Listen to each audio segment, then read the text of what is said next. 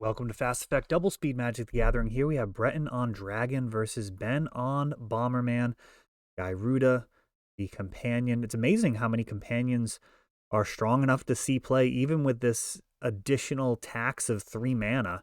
Still good enough for Gyruda, Yorion. Luris, is banned, but would certainly be playable.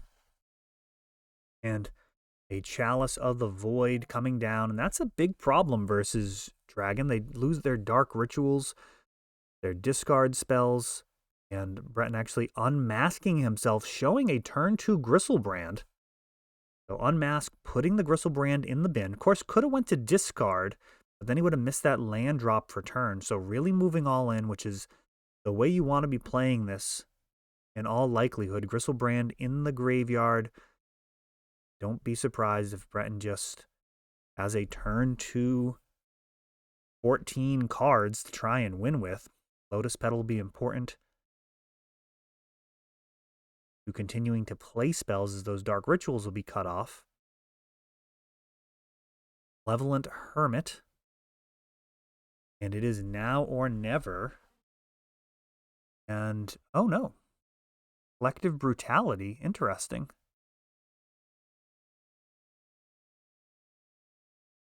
I am willing to bet that this is playing around counter magic. As Breton is just getting into Legacy already, having some success. But I'm going to chalk that up to being concerned, seeing blue cards, and being concerned about potential counter spells in hand. Now, Bomberman, of course, with Gyruda is not going to have Force of Negation or Force of Will. And Animate Dead is getting stopped by this Malevolent Hermit. Animate would have resolved the turn before.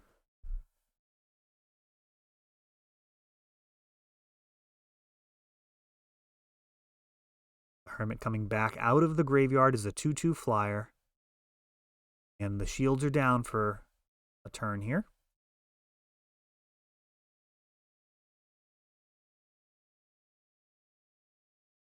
A Collective Brutality. Taking a look at the hand. Getting nothing. And 2 damage coming in.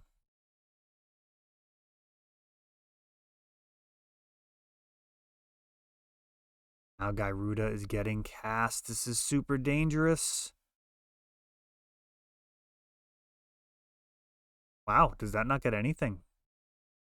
Big whiff there. Could have hit a number of dangerous cards.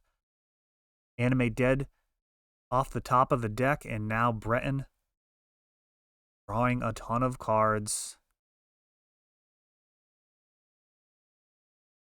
Unlikely over.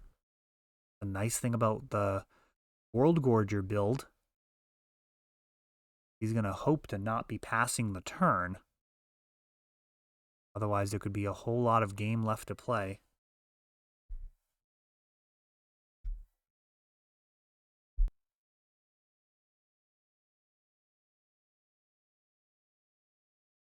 Grief coming in. Completely shredding Ben's hand, though at this point, not too much left to be done. Unmask. World Gorger Dragon, and there's the Animate Dead with that Piranha Marsh. That is a wrap, which is exactly what Dragon does. Close the door, actually win the game on the spot. Now you can see with Gyruda and, if you have a Auriok Salvagers in play, for example, a traditional Reanimator deck could potentially lose if it has to pass the turn. I mean, you have an incredible advantage, and it's unlikely that that one card your opponent draws per turn could bail them out of it, but that is a risk that you take if you're just trying to attack with Gristlebrand and other reanimated creatures.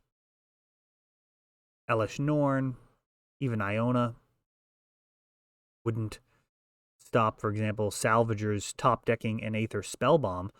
So being able to completely end things with Wargorger Dragon and Piranha Marsh, or of course finding Una, Queen of the Fae, and milling out your opponent's entire library. Either way, there's plenty of ways that this dragon build just straight up wins.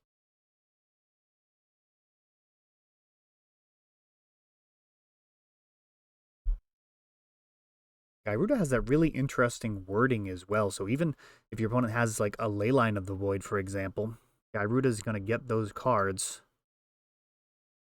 and potentially give you an advantage. Doesn't matter if they're in the graveyard or in exile or wherever, that those cards that are milled are the ones that you get to choose from, regardless of what zone they end up in.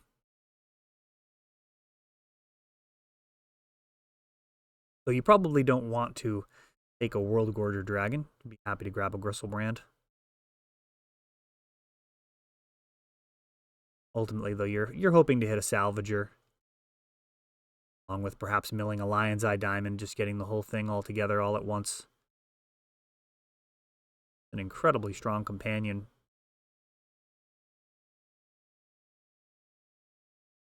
And it's an extra card. I mean, companions really, ultimately, hard to call them anything other than a mistake, but they are,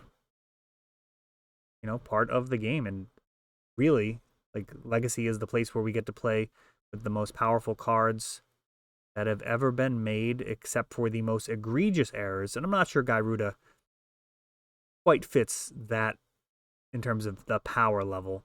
I think the idea behind it is quite flawed, but in practice, the power level probably going to end up being acceptable. Oh, this is interesting here. So Dark Ritual, Animate, and there's the Gaia Reach Sanitarium. So Breton has most of what he needs. And we've got a Kali Honor Guard. 2 casting costs, 1/3. Creatures entering the battlefield don't cause abilities to trigger. So World Gorger Dragon, loop, shut off from that. We have a Collective Brutality pitching Una. Taking a look at the hand. Again, the hand really not a concern. Imagine after this match, Breton having a much better understanding, probably his first time playing against Bomberman.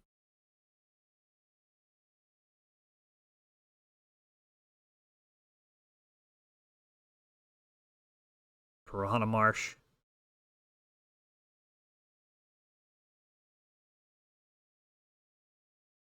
Of course, that does enter the battlefield. Not a creature, so that trigger will work, but the World Gorger getting shut off by this Honor Guard.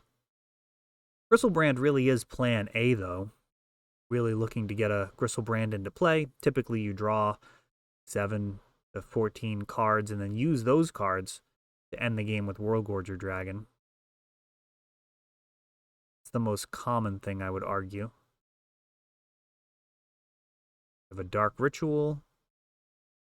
Going down to just 1. Is he going to be activating the Sanitarium? Perhaps he has Reanimate? No, just bringing back Una. Okay.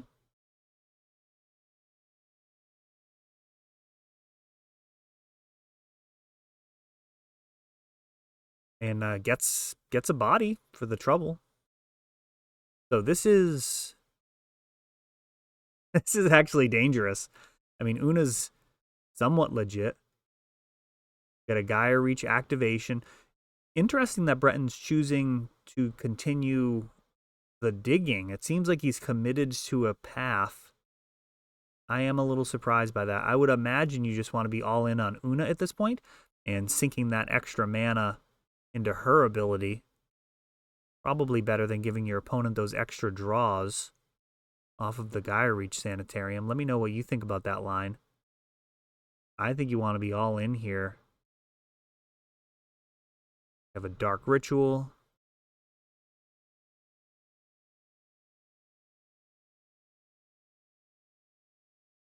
And using a good chunk of that. Not all of it, though. That looked like 5 cards. Not sure I quite followed that. Oh, there we go. The Piranha Marshes were tapped for her activation as well. That makes more sense. Completely whiffing, though. I don't see any extra bodies entering the battlefield.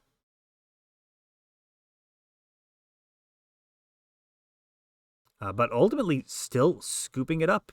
He's at 5, facing down 5 in the air, not able to stabilize against an early reanimated Una. I mean, Animate Dead, bringing her back, even with the -1 to her power, still enough to close things out against Bomberman there in game 2.